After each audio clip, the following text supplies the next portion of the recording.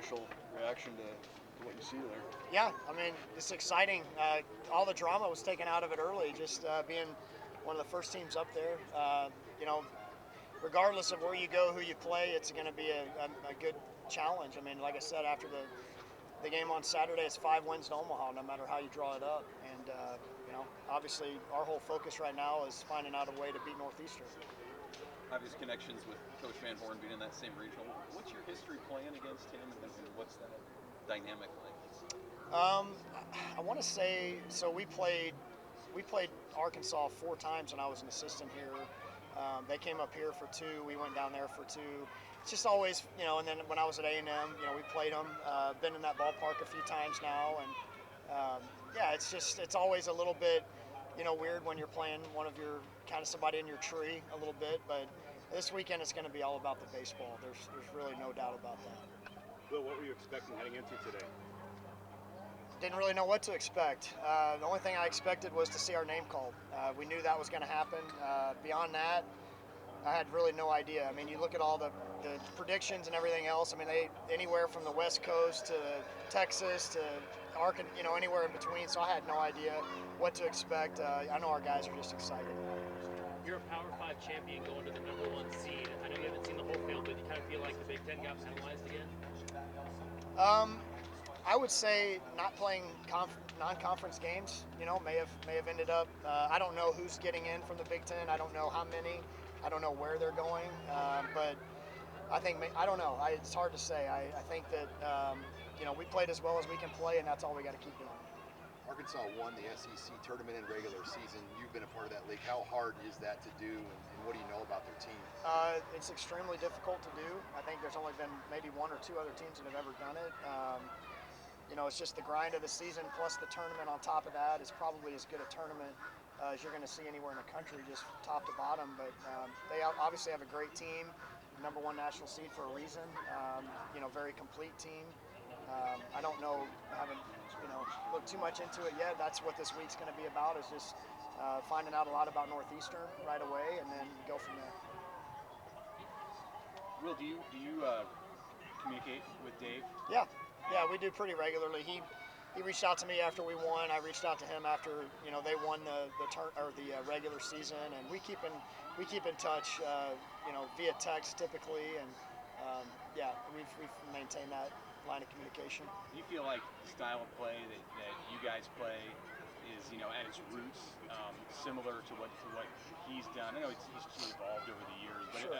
Are there similarities in the types of baseball teams that you coach? I would say so. I would say just that's kind of the style of baseball that I've known just as a player. You know, I've kind of saw what worked here before as a player and as an assistant coach, and you know, bringing Coach Arvell here, he's kind of been in that same family tree with offensive baseball, and giving him, you know, complete control of that. He's done a fantastic job, and you know, a lot of the similar stuff, you know, the pressure bunt games, some, you know, guys that can run and steal, and then some guys in the lineup that can, you know, drive the ball too. So I think you just want to be diverse.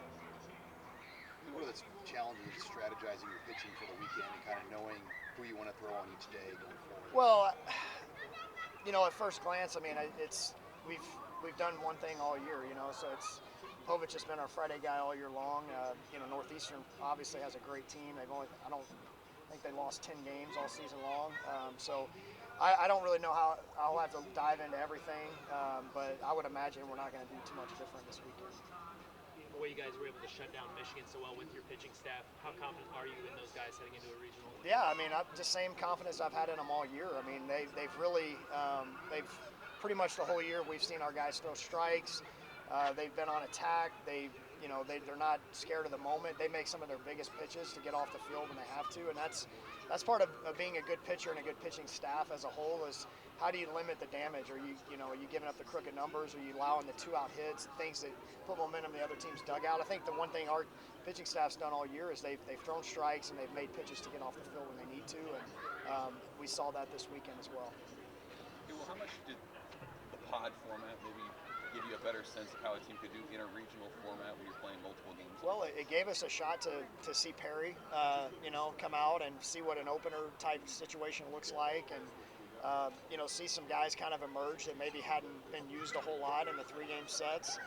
some guys that we're probably going to count on this weekend. So I think the 4-game series in general kind of allowed us to see some things that maybe we wouldn't normally have seen, and then playing 2 different teams, having 2 different scouting reports, those type of things. It does give you a little bit of a regional preview that way. Will, with Spencer and Max winning Player of the Year in freshman year, can you just kind of speak to just how deserving they were of those awards this season with the way they played?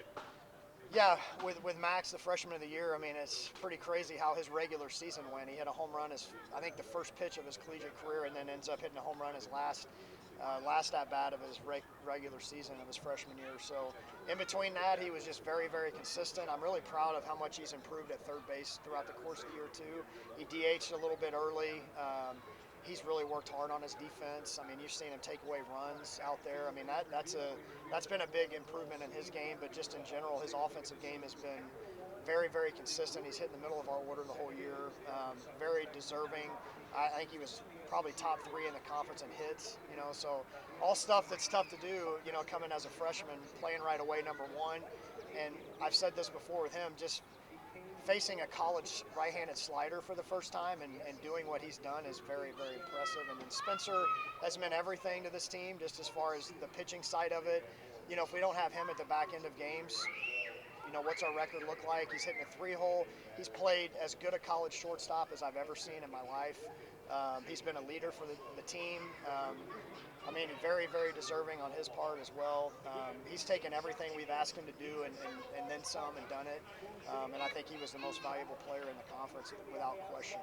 Those guys they've been huge with what we've done this year. Any questions, guys? Okay, I'll bring over a couple players here in a second.